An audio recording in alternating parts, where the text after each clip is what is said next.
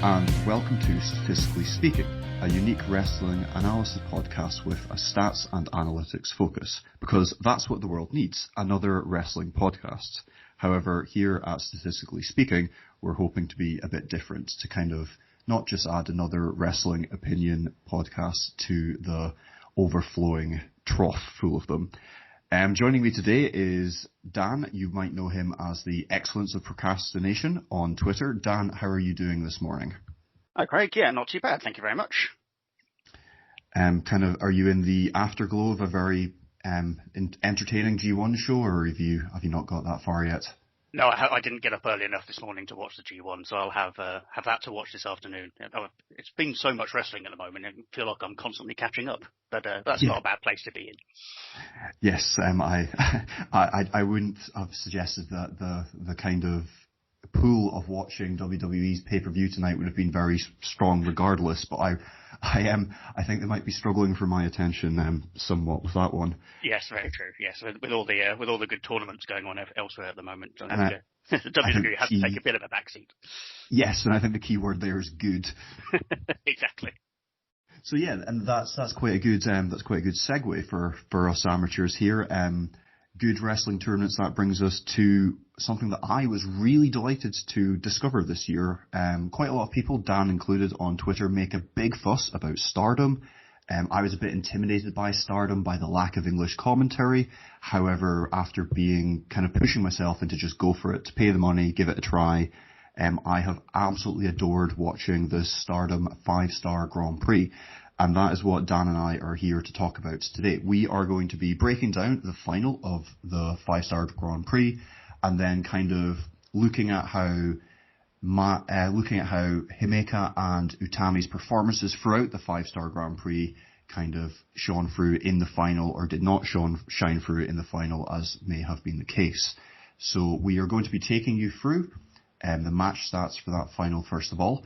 If you are watching the video version of this podcast, hopefully I will figure out how to put this onto YouTube successfully by then.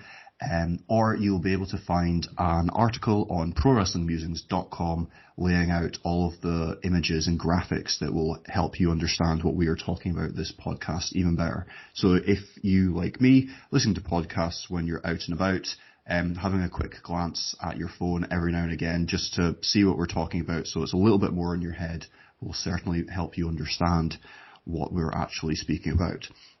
So, Dan, I'll rattle through some of the stats from the Utami-Himeka final, and then we'll have a bit more of a discussion about that.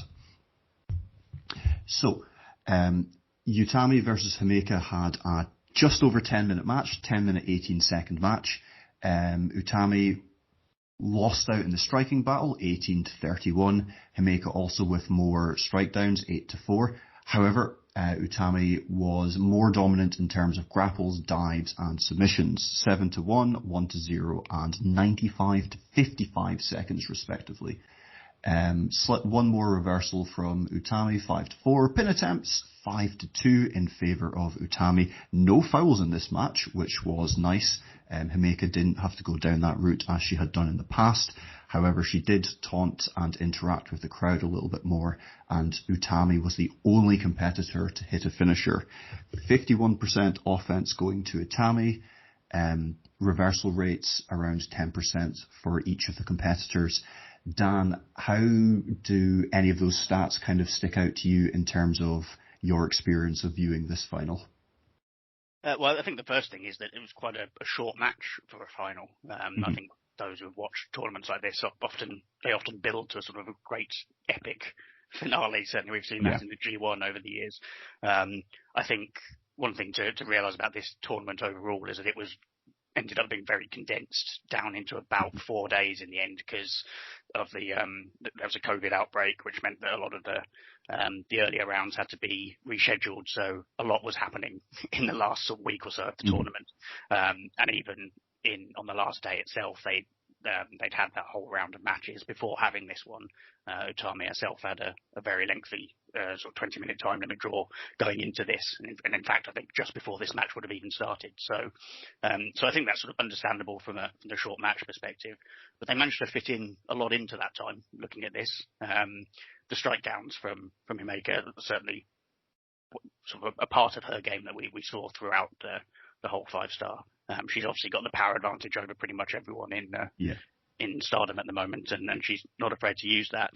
And then I suppose the grapples sort of dominance from Utami also shows that she's the more technical of the two wrestlers. Mm-hmm. So she definitely think feeds into what we saw throughout the tournament and from them generally in Stardom.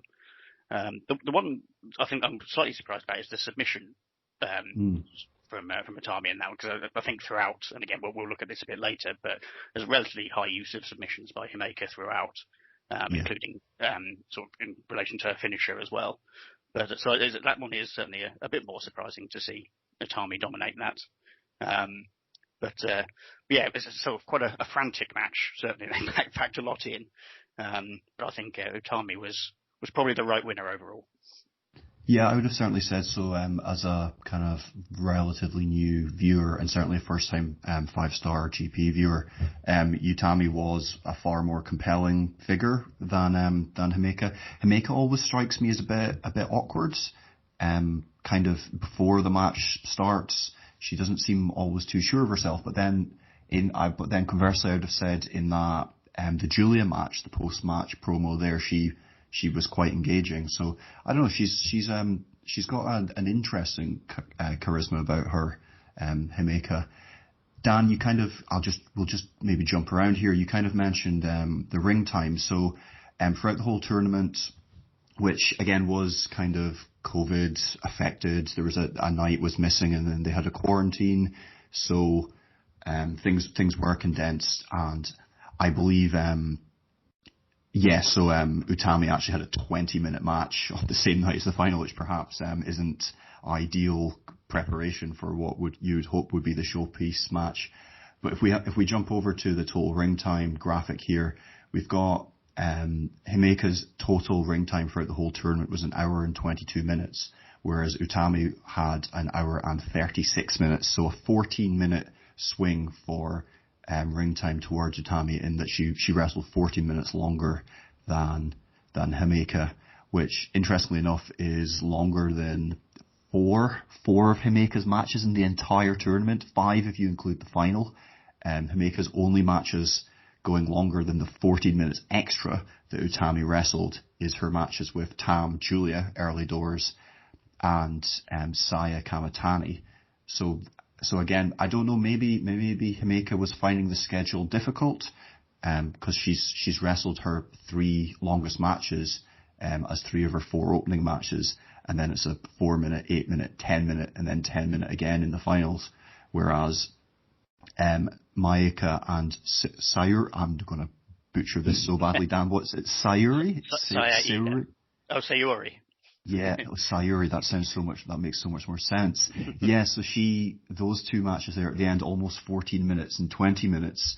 Do you think that the ring time, I mean, obviously they went with the woman that was, that had carried the matches a bit more in Utami. How do you think the ring time affected the final? Did it play into the storytelling, or was Utami's victory a reflection of maybe the trust that she had been shown throughout the tournament in terms of match length?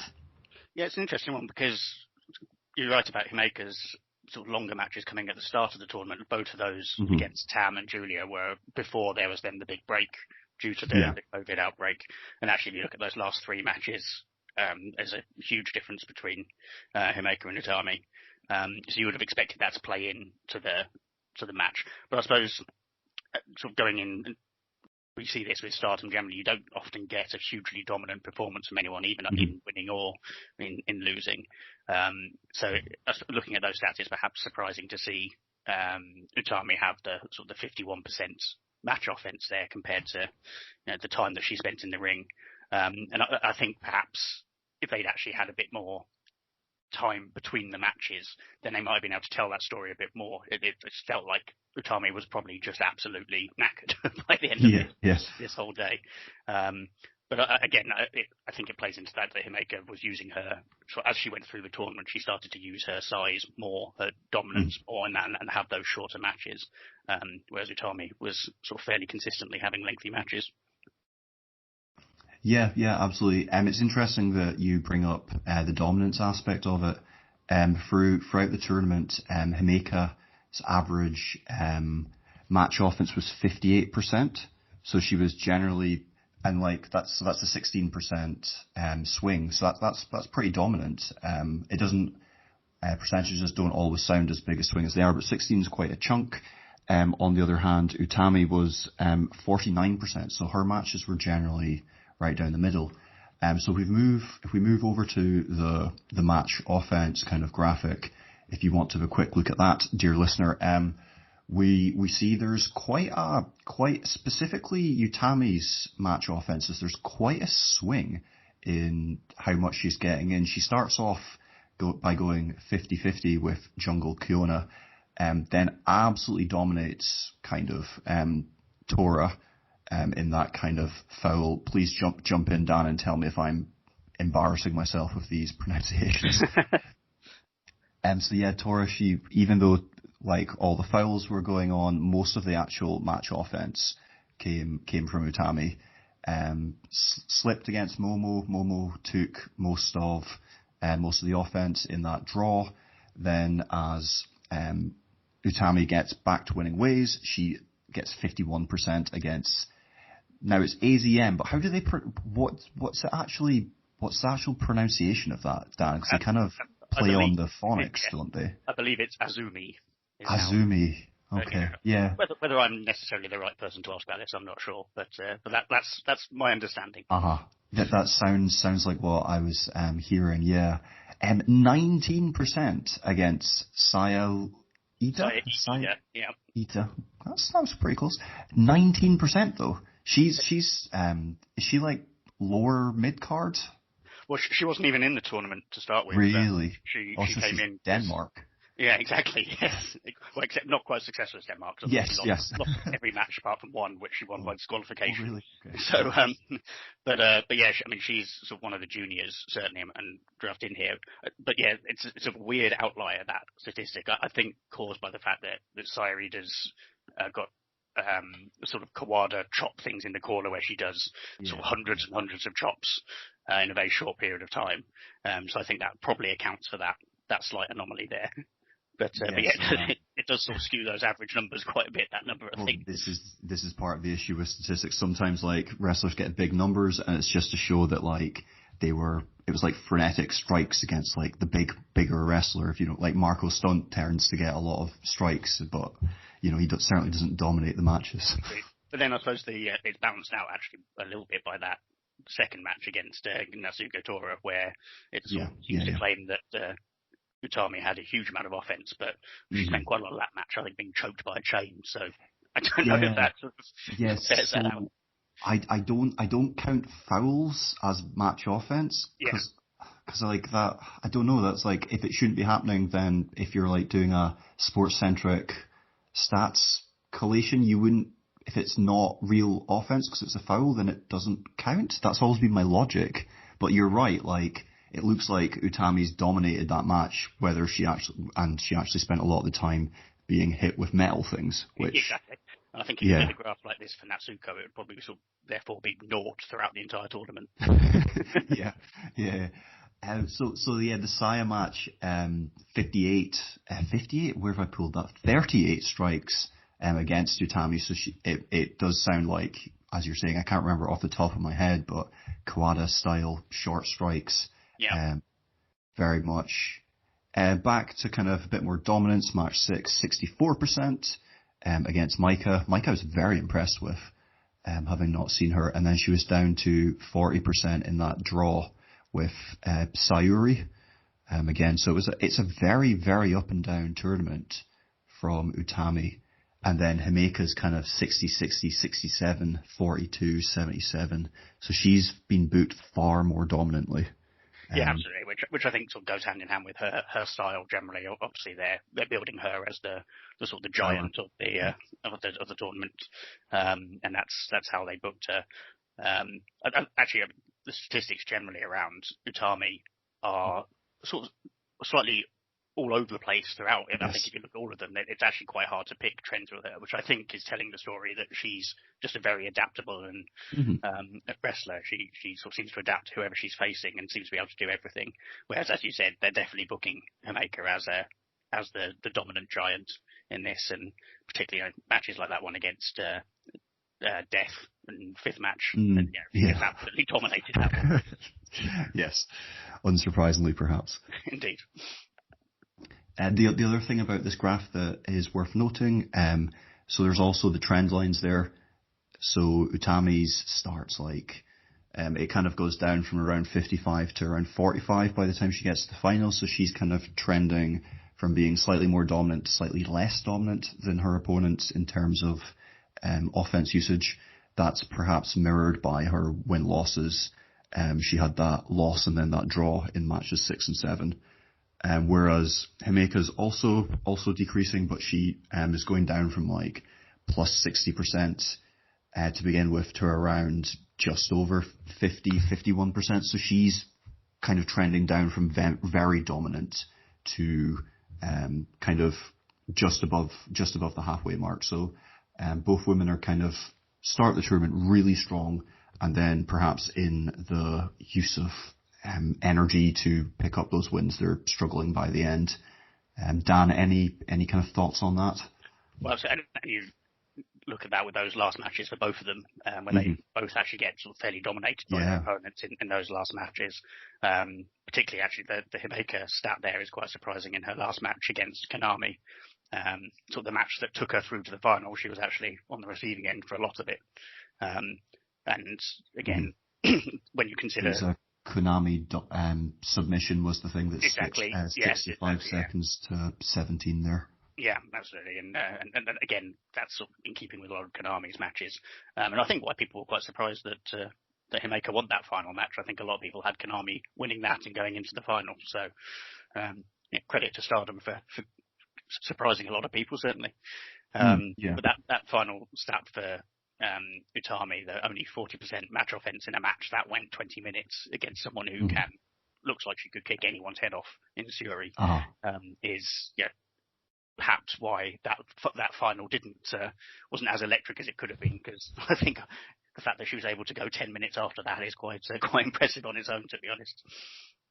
Yeah, so it almost sounds like they've kind of split their they put the eggs in two baskets here, and that they've given Himeka the actual tournament, but they've almost used up a lot of their kind of wrestling, in-ring wrestling there to put over Sayuri as well. So Himeka didn't put up as much of a fight in that final because Utami was already pretty spent, having done that 20-minute draw with Sayuri. And what they did do on that final day, you're right, absolutely, that they're putting over Sayuri as well, because she's got a match coming up for the red belt with Mayuri Otani on the 3rd of October.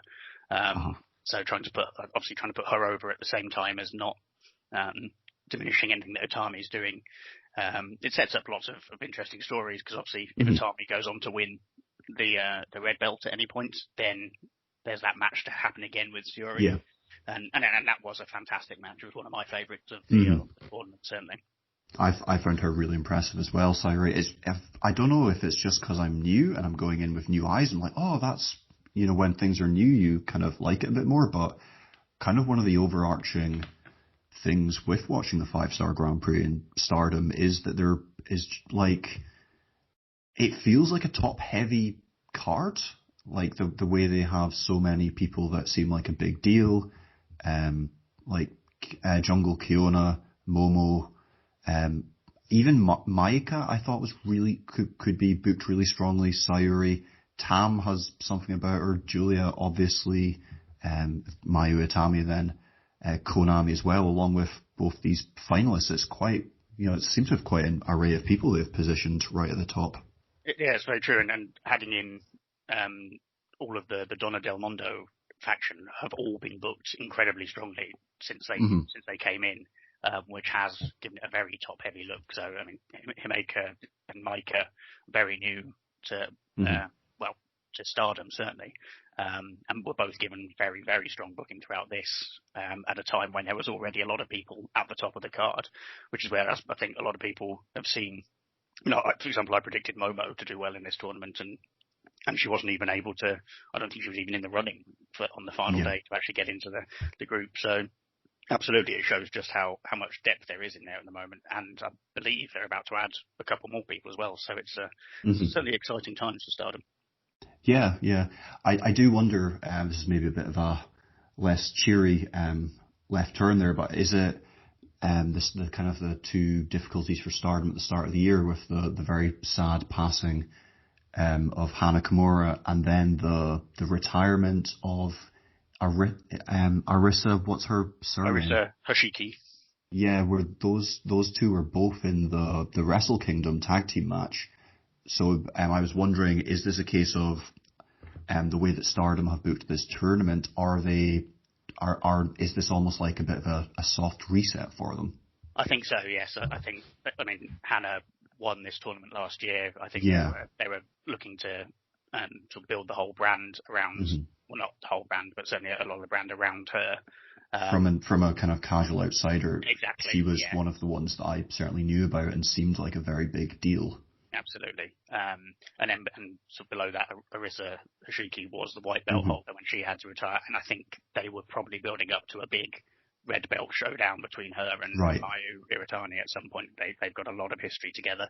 So I think you're right. I think they've had to do quite a lot of resetting in this tournament, which is why you've seen the push for people like Himeka and Maika, just to to move more people into those positions. Yeah. It's not been popular everywhere, because I think some Stardom fans are unhappy that you don't see people like Konami and Jungle Kiona, who've been there for years, getting that success. But personally, I think it's a variety that makes it very interesting and means that anything can happen going into the rest of the year. The ones that again, as the kind of new eyes, the people that I have really been drawn to are a lot of the Donna Del Monde, don't know how to pronounce it, stable members. Like Julia caught my eye with the match against Mayu Utami, who that I thought was excellent, and then Himeka obviously being booked strong here, it was hard to ignore her, and she's very different to other wrestlers. And then Maika and Sayuri had those two excellent matches with Utami. I think Utami is the kind of non-kayfabe MVP of this tournament, in that like she won it, but on the way she kept Momo strong, and she had that really good match with Kiona to start it off, and then those two last matches against the kind of the Donna Del Monde wrestlers Maika and Sayuri were two of my favourites of the whole thing. I thought it was really, really quite excellent. And then again, another match that I really enjoyed was that Julia Himeka match. So yeah, for me, that stable that they're building up, maybe it's been done on purpose, but it worked for me. Yeah, absolutely. I mean, and they've definitely been given that strong booking. The interesting thing, I suppose, is actually of the four, Julia was the one who ended up with the fewest points in the tournament, which is certainly an interesting story to tell. And not sure many people would have predicted that, particularly after she beat Mayu in that first match, which was a fantastic match, as you said.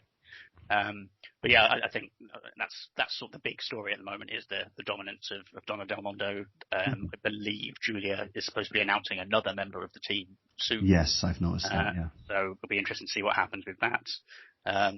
They could theoretically come out of the next couple of shows with, I think, every belt. I think that's right.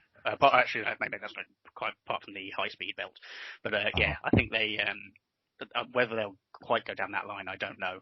But I personally, I think it's really interesting booking, and as you said, a bit of a reset, but perhaps a necessary one. Yeah, so I'm going to dig into that Utami point. I'm going to make a big deal of my own good point there.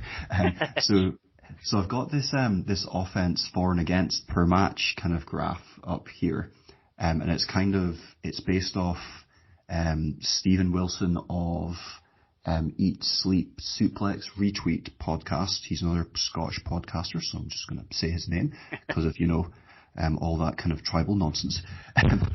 What I think here is, I think this really does show how good Utami's been, because you can see how much she's given each of her opponents, and her and Jungle Kiona had a very even match. That to me makes sense to kind of well respected people.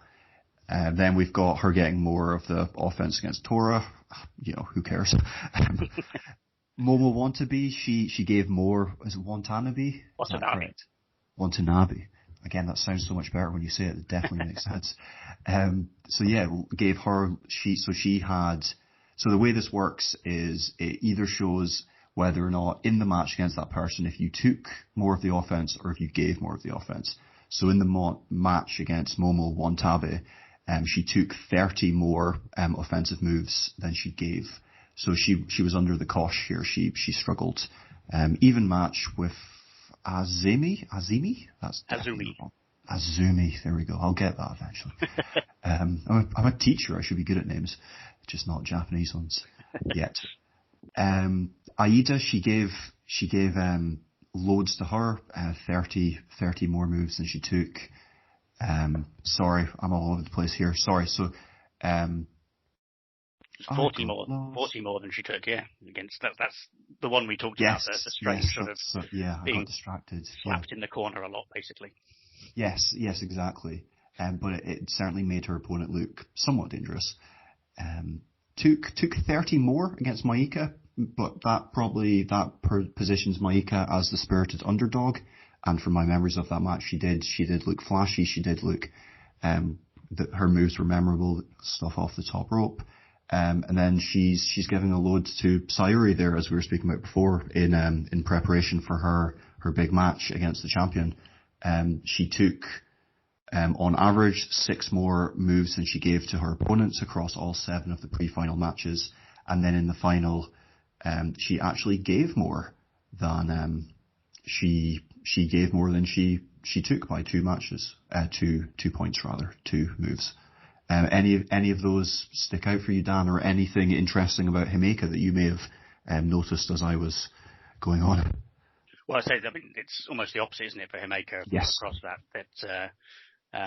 she's being the dominant one, she's been built that way. But it's a very good point around Utami, because I mean, again, as we talked about earlier, that the one where she gives more offense against Natsuko Tora is actually sort of the other way, really, and when you consider the fouls and how much she did sell in that one. And you're right, so it does certainly paint the picture of someone who's able to put other people over whilst also getting herself over. Because I don't think she looked sort of weak in those matches. No. But she's able to make people look excellent. It's perfect. It's both what you want. Get yourself over, get your opponent over. And I think the one you mentioned there about Maika, where she did actually sort of dominate that a bit more, I think that was in the story as well, because it was where Maika was, had actually been quite sort of strong throughout the tournament. Yes. I'm not sure people were particularly expecting. So to have her as more of the underdog certainly was I think necessary and a good bit of storytelling. But I think that was playing to Maika's, how I interpret it was that played to Maika's strengths in that she was able to have those kind of comeback moments. Absolutely, yeah. And as you said, she's done very well on that throughout her time in Stardom already. I think Maika has been wrestling for just over a year, something ridiculous like that. Yeah. Yeah, okay. She's obviously one of those annoyingly that's very impressive. People. Yeah. Yeah. As I've got older, I've realised I'm just like I'm not naturally gifted physically, and the reason that I'm good at some sports was just because I played them so very much as a child. But there we go. Yeah, same here. Don't worry. You should see my golf swing. It's dangerous. Quick look at the kind of averages versus the final performance. So on this graph, I've tried to color code it so. The wrestlers' averages are a darker shade of red or blue than their final. What's really interesting here is for strikes, both of them are using far less strikes than they normally would have. and that comes true for strike downs as well. Grapples, where are we? Grapples. So Himeka generally uses a lot of grapples, and she's used less. I'm going to run this back a little bit there, Dan, because I've just made a mistake. It's the other way around, isn't it? Chop this bit out, yeah, or I'll leave it in so that people can see that mistakes happen. Yes, so you're absolutely correct. The average rate of strikes in the final has gone up, so it's quite intense. I think you actually tweeted about how brutal the final was shortly after the fact. Yeah, as I said earlier, it was a short match, but they really sort of stuck it into each other for the entire 10. And I think that does account for those sort of higher than average rates there, particularly on the strikes. There were a couple of exchanges which were sort of just lengthy strike exchanges, which we hadn't necessarily seen throughout the rest of the tournament. So, and I definitely think that accounts for those numbers there. Yeah, and when you look at the kind of final match stats graphic, it is very strikes heavy. Himeka only manages one grapple, no dives. Utami does use more grapples, and her grapple average is above the tournament's her tournament in general. And when you look at the flow of offense for the final, it is back and forth. There are a few peaks where Utami finishes really strong and has a really strong burst before 5 minutes, and Himeka has one shortly before that. But it's a very back and forth match, and I think having more strikes than you would have used in the rest of the tournament shows that. And Himeka's 6 grapples per hour was how she was using grapples in the final, with one grapple 10 minutes times 6. That's essentially how this works. Whereas she was doing 20 grapples per hour before that, so she's dipped enormously. Submissions is a big part of both these two. Utami used more than she would usually. Himeka again less than she would use usually. And the more I read out these stats, the more I think that I don't know if it was the story that was being told or if it was an actual physical reality, but it does feel like Himeka was perhaps struggling with the marathon aspect of a Japanese round robin tournament. In that, like, even when you go back to the offense difference, the Utami's giving more to her opponents throughout, yet in the final it's almost 50-50 with Utami giving out slightly more of the offense. I would be beginning to quite strongly suggest that was maybe something that Himeka has discovered as this has gone on. Yeah, that makes sense, because Utami has been in this tournament a few times before. She's made the final before. She's certainly got the experience there. I don't know if Himeka has been anything similar in any other promotion, but certainly not in Stardom. So I think learning how to navigate that tournament is certainly something that Utami's got more experience in doing. And as you're saying, that whilst the strikes were higher for both of them, the other elements of Himeka's game were she couldn't get them going in the final. So the grapples down, submissions down. It's that they had been big parts of her her performance throughout, particularly the submissions. Actually, as I said at the start of this, that's an interesting one. I'd have to actually go back and watch it again and see if that's something that Utami was particularly sort of avoiding, or putting people in submissions herself. I suppose that's one way of stopping getting in them yourself. Yeah, absolutely. So I think you're right. It certainly tells the story of someone who perhaps just peaked slightly too early before that final. Yeah, so we're going to move along just so that listeners and viewers can really see the differences between the two competitors. Last little bit on this final match. So if you move along down through the article, you will find there's line charts of Himeka and Utami. There's 4 of them, kind of comparing them side by side. So one of them is about strikes, one of them is about the other kind of offense that Dan was just talking about. Then we've got kind of the unorthodox fouls and taunts that they would have done. And then finally we've got one about percentages, match offense and strike down percentage. So if you look at the striking, we can see that throughout the tournament, Himeka has been more of a striker. Even in the final, that she was using a lot of strikes, kind of perhaps to put over the ferocity of the match, a tournament high against Julia. Strike downs, she was able to put death to the mat more of her strike downs, maybe out of frustration might be my guess there. Whereas Utami was kind of more, She was more so. There's a bit less of a range between Utami, but I would suggest that her midline is less consistent. Himeka was either going big or she was kind of had a midline, whereas Utami is kind of a bit more all over the place, but with less extreme peaks and troughs in terms of strikes. Lots of strike downs against Saya Ida, struggling to strike down Maika there, interestingly. So yeah, that's how both the competitors line up in terms of strikes. Dan, does any of those kind of graphics there hit you as interesting? Yeah, I mean, as you said, that sort of go big or go home approach. Yeah. Is interesting. Yes, perfect that metaphor. Yeah. That Julia match was particularly ferocious from memory, and it was. And as I said, I think that stat at the side there of the final in Utami against Utami shows that again that one was that more strike based than perhaps others had been. Desperation, perhaps. Exactly. One of the, I think if people go back and look at the stats for each match, I believe Himeka has the higher strike down rates in every match. I think, which again is a sign of her dominance over pretty much everyone. So even if she's not getting as many strikes in, she is making them count, certainly. And obviously, again, not quite enough to get her over the line at the end, but something I suspect they will continue to play on. So with the exception of Konami, Konami had two more, but apart from that, it still holds absolutely true as a point. But that makes sense. She's being put across as the big competitor, and strike downs is certainly a way of strike downs and power based grapples, I would suggest, are the way of putting across how strong somebody is. Absolutely, yes.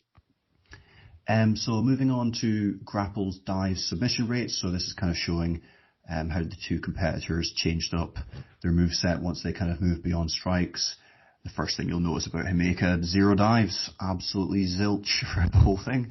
She's probably not going for the high-speed title anytime soon, I don't think. No, they're not putting her on the top rope at all by the looks of it, which is fine. They've got plenty of people that do that. Grapples, as you can see, there's a huge downward slide as we get to the final. She used loads against Death, again, perhaps out of frustration, used them against Mayu Utami in that losing effort, perhaps trying to the size differential there. Not so many against Starlight Kid, which is interesting. When we look submissions, there's a huge jumping around of submissions. That was a big part of her game. Couldn't use it against Konami, struggled against Julia, maybe too much into the strikes there. Utami, the first thing that jumps out of that graph is the huge kind of contrast between her performance against Saya Ida and Maika. Loads of submission against Maika, couldn't get it at all against Saya Ida. But there's a big jump up as she was able to dominate Himeka with submissions. So it might even be fair to suggest that Himeka's lack of submissions, lack of grapples really was the killer blow in Utami's fairly quick dismissal of her in the finish. Is that too harsh to say? In the final, rather? I think it was sort of relatively 50-50 in terms of actual offense, but you're right in terms of the other elements, the grapples and the submission. Absolutely, it was, and she was put away quite quickly compared to some others. I think the interesting thing about Himeka's stats there, particularly around the submissions, which were, I think, a big part of her game in the matches that she didn't win. So, as I say, actually, she did pick up the win against Julia, but that was one where she wasn't as dominant. She only got the draw against Saya and has a lower submission there. She obviously lost to Konami, there, and then again Utami. So obviously, if she doesn't get into that submission game, she can't always convert it into a victory. Perfect, yeah. Whereas again, I think Utami's stats sort of show again what we talked about earlier, that she can do it all. To be honest, she can even throwing in a couple of dives just to prove that. Yeah, just a couple. But no, I think again it shows that she can adapt to different people, and really can sort of do every style if she wants to. The more and more we're talking about her, she really is coming across as a really, really valuable asset to a company. Absolutely, and something I was thinking about earlier actually, that her presence grew a lot more in this tournament as well. I mean, she's been around for a while now, and has always been a big part of it, and sort of felt like she could go on to that next step. But I mean, she seems to she's grown physically as well. She's obviously been putting in the work in the gym. She's looked fantastic in the last sort of 6 months in particular. But I think just presence wise, she's really grown as well. And as you said, I think that's possibly why they've decided to put the tournament on her. Yeah, and I think that's a good phrase, putting the tournament on her, because it does feel like she has carried, not so much carried people, but given people opportunities and given them shine whilst, still winning more matches than anybody else. Absolutely, yes. She, as you said, she's done it all really. She's put everyone over. She's won it herself, and she's done all of this while still the tag team champion as well. Oh, really? Okay. So there really is a lot sitting on her shoulders at the moment. Mm-hmm. Broad shoulders, though, as you're saying, comes across very strong. Yeah. So foul and taunt rates throughout the tournament. The big thing that jumps out here is Himeka's doing a lot more both than Utami. Utami, there's some fouls against Tora, but what are you going to do when somebody's doing it to you? You kind of have to preserve yourself. And then there's 4 matches in there out of those 8 matches there where Utami doesn't use any fouls at all. Taunts a little bit here and there, but not getting carried away. The same can't be said for Himeka, who likes to foul quite a lot. Didn't against Julia at all, which is interesting. Was happy to beat Julia and kind of nudged, kind of poke at her a bit at the end of the match with her kind of comments at the end of the match, but wasn't willing to go as far as to use a foul, which is really interesting. However, the same could not be said for Tam Nakano, who got a foul. If that match had gone an hour, Himeka would have fouled her almost 45 times. So not a lot of respect for Tam there. But yeah, quite an interesting graph there. Shows the difference between the taunts and the foul rates of the heel and the face. And the heel, kind of higher numbers there, as you'd expect, Dan. Yeah, absolutely.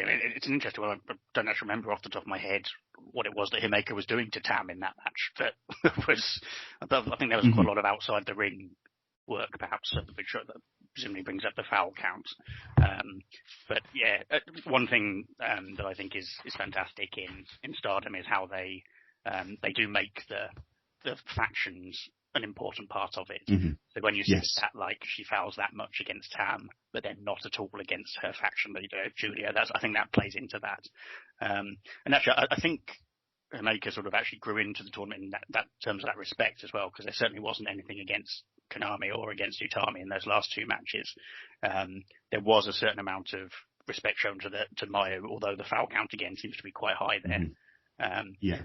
And as you said, the Death Yamasan sort of seems to blow a lot of these statistics out of the water, because as you said, I think weird match. People have to do strange things to beat her. But it certainly fits in with Utami's sort of quite calm, focused persona. She doesn't get involved in too much in the fouls or the taunting. She just she does what she does, and that's what's got her to the final and to win the tournament. Yes, exactly. So last comparison of these 2 competitors, quite a good one to finish it off with. We've got a comparison of their match offense percentage. So the match of total offense throughout the match, how much of it was theirs. We've spoken about this before, but it's just a little bit more of a visual, but it's going alongside the percentage of moves that they faced, so the percentage of moves that their opponent threw at them that they were able to reverse. So quite a technical statistic there. As you can see, Himeka, as we spoke before, far more dominant in her matches than Utami.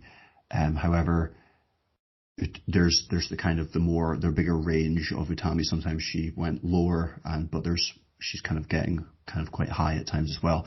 Reversal rates, Himeka probably better throughout the whole tournament than Utami. However, Utami did have that one standout performance in terms of reversals against Saya Ida, where she was around the 70% of the moves that she faced, she was able to reverse. However, conversely, Maika, she was under 10%. So there's quite a range of performances there. Whereas Himeka was up around 60% against Def. Again, her other high point was against Starlight Kid, around 40%.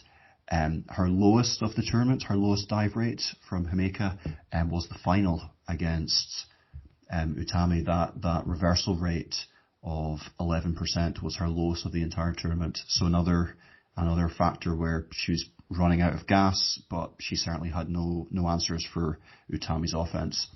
Dan, anything that I've missed out there that you have picked up on? I think it's interesting that Himeka has quite a good reversal rate generally, because we've talked all the way through this about her being sort of the dominant sort of giant of the division, but there is definitely a technical wrestler there as well.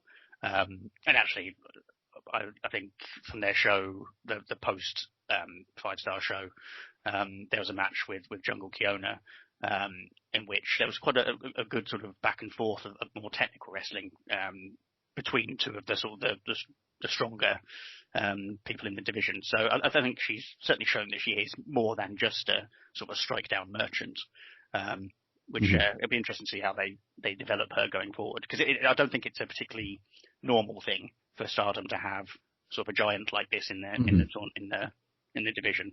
So it'll be interesting to see how they do use her going forward.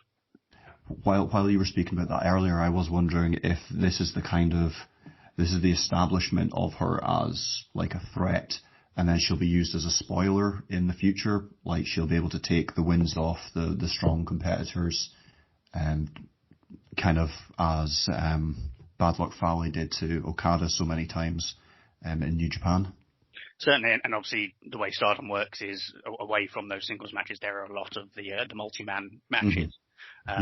And I suspect that Himeka will be, as she was before the 5-star Grand Prix, was sort of the big presence there, giving Donna Del Mondo something that nobody else has. Yes, and you're right, her performance in this tournament has certainly sort of underlined that presence that she has and that threat.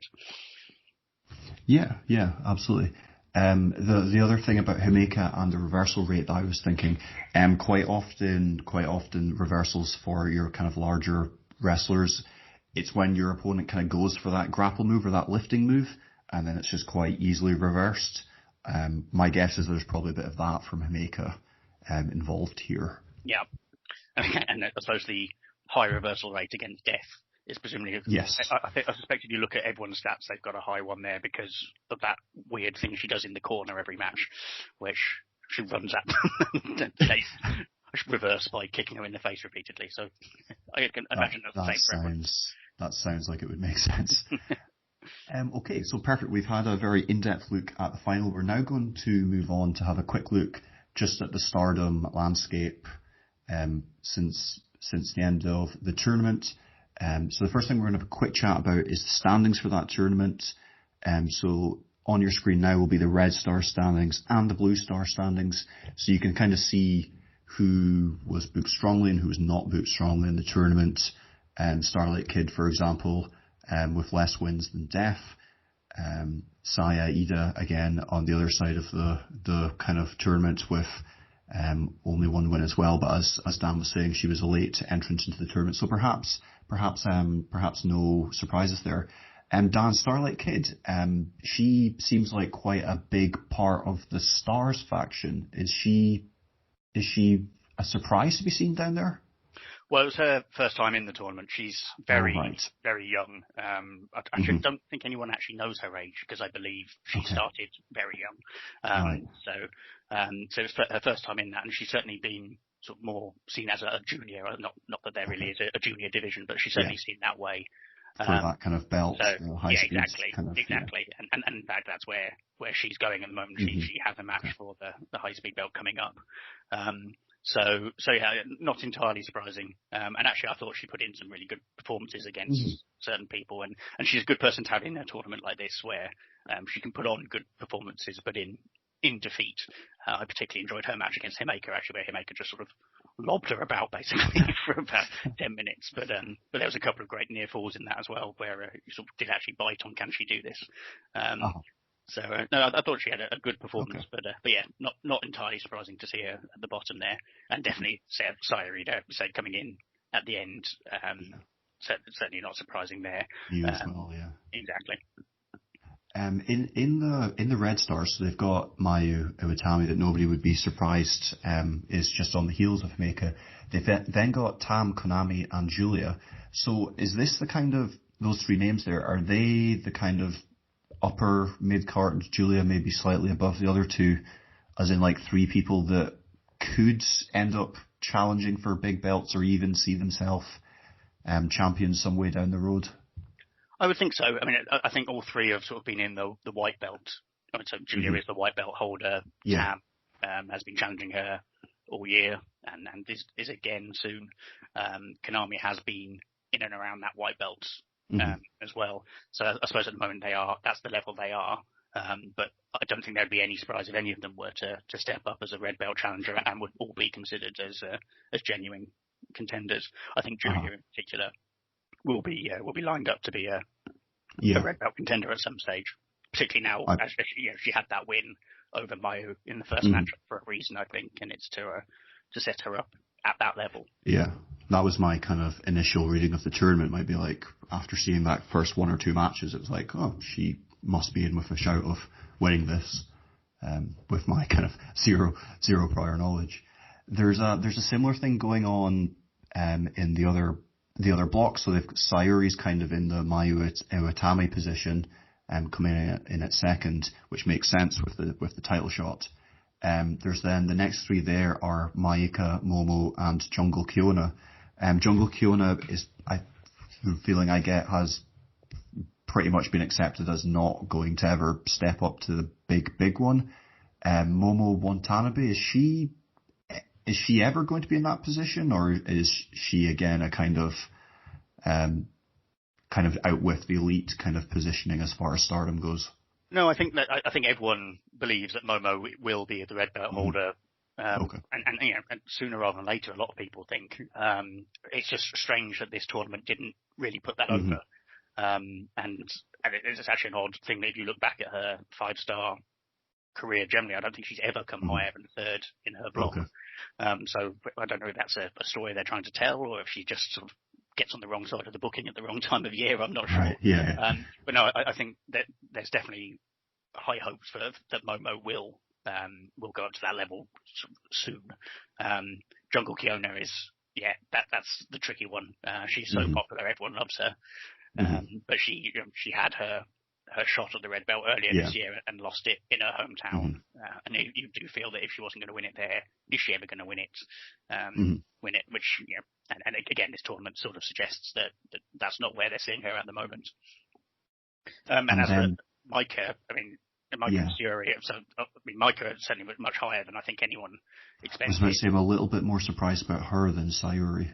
Yeah, and Syuri's certainly got the experience over everyone else, but whereas Maika, as I said earlier, is very new. But to pick up wins against Utami and Momo and Jungle Kiona in that tournament shows that they've got very high hopes for her.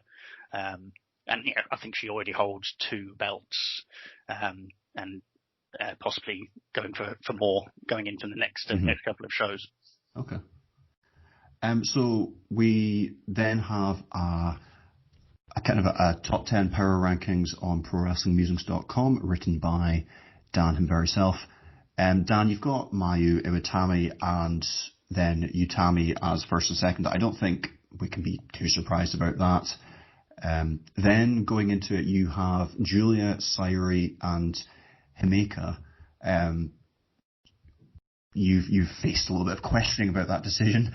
Why is Julia ahead of her stablemates that have proven themselves far better 5-star competitors, certainly in 2020? It was the trickiest one, was sort of how to set out all, particularly those three, Julia, Syuri, and Himeka. Julia is the white belt holder.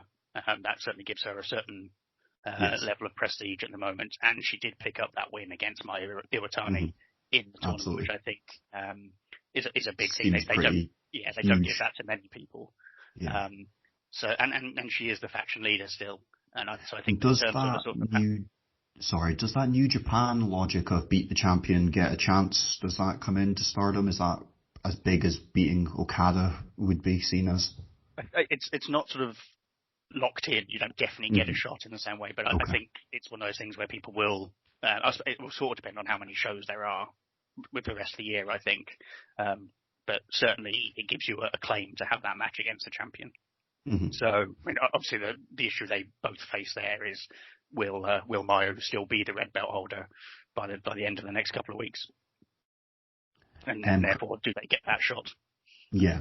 Oh, yes, because if don't have the win against the champion, I suppose, if she's no longer the champion. Exactly. Next up, we've got Tam and Konami. So you're feeling that they're the ones that are picking up momentum and perhaps could kind of challenge Donna Del Monde for the kind of positions at the top of the card with the other belts. Is that the kind of feeling there?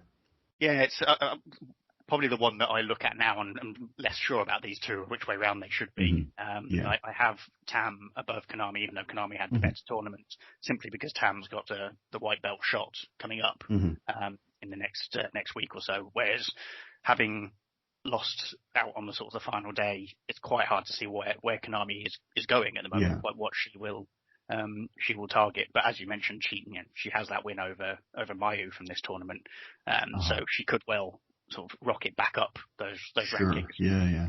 But she's part of Tokyo Cyber Squad, who look like they're about to be broken up. Exactly, yes. Yeah, that sort of seems to be the focus for both Konami and Jungle Kyona at the moment, that they've got this match coming up against Oedo Tai, where if they lose, they will be disbanded as a faction.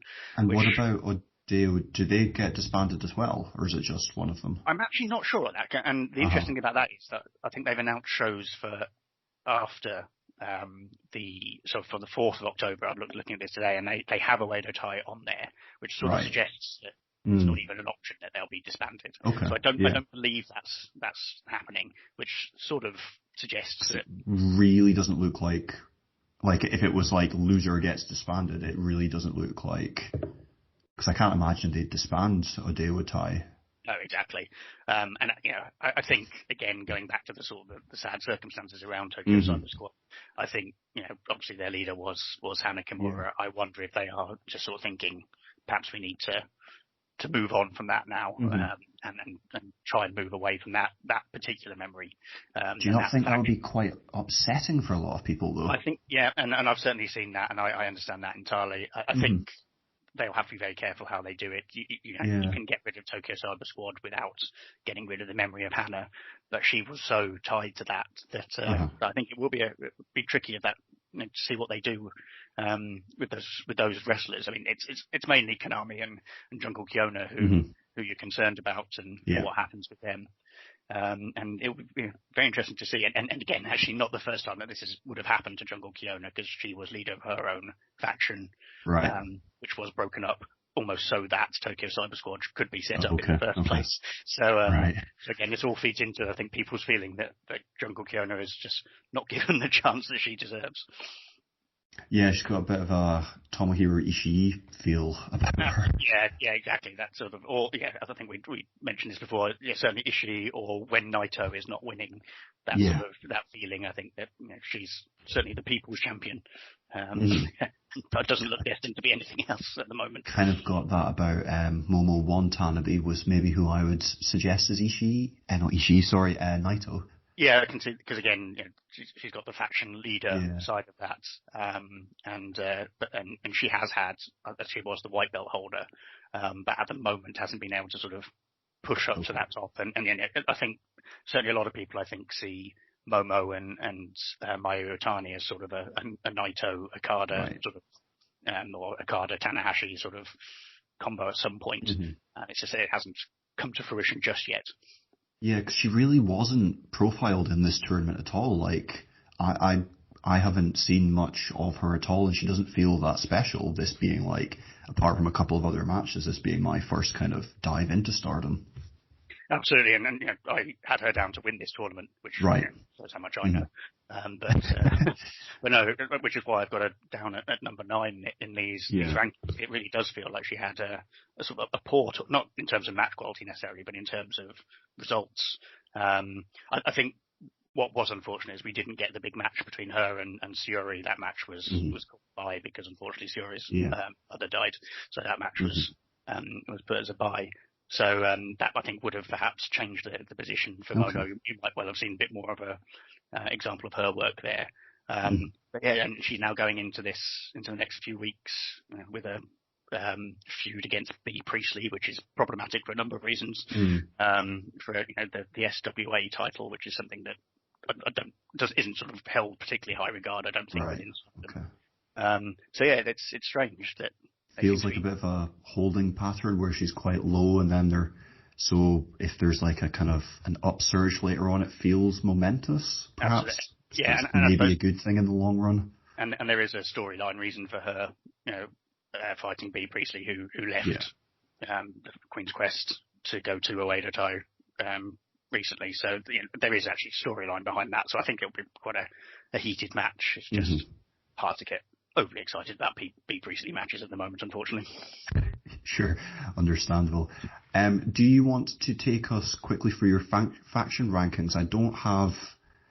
They seem to make a huge amount of sense. I don't think there's too much debate to be had over much of the rankings. Like I would have the Stars ahead of Queen's Quest as well. You could make the Utami argument, but I think having the champion, that's huge.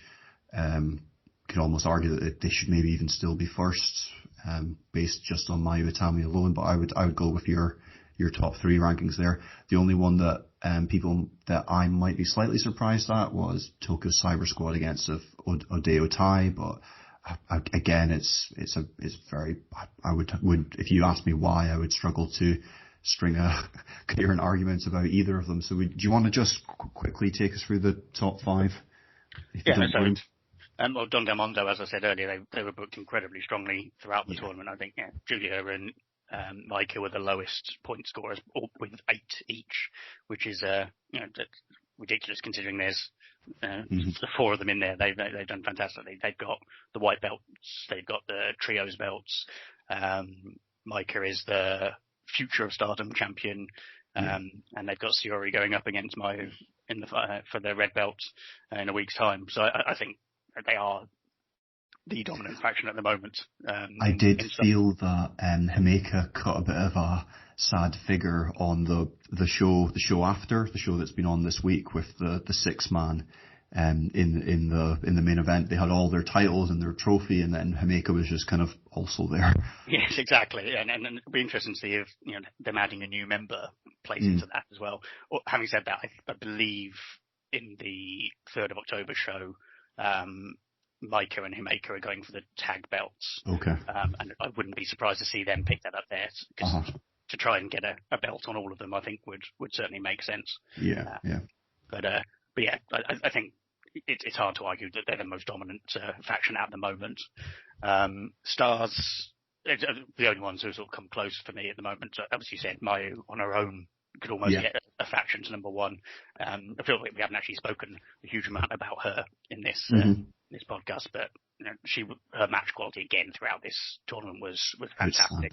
I think there's a very good argument for her being the best in the world at the moment. I don't think that's overstating it.